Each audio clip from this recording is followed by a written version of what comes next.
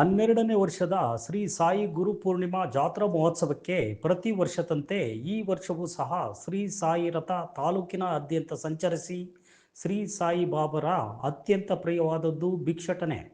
ಭಿಕ್ಷಟನೆ ಮಾಡುವುದರ ಮೂಲಕ ಭಕ್ತಾದಿಗಳು ನೀಡುವ ದವಸ ಧಾನ್ಯವನ್ನು ಹಾಗೂ ದೇಣಿಗೆಯನ್ನು ಸಂಗ್ರಹಿಸಿ ಗುರುಪೂರ್ಣಿಮಾ ಕಾರ್ಯಕ್ರಮ ಹಮ್ಮಿಕೊಳ್ಳಲಾಗುವುದು.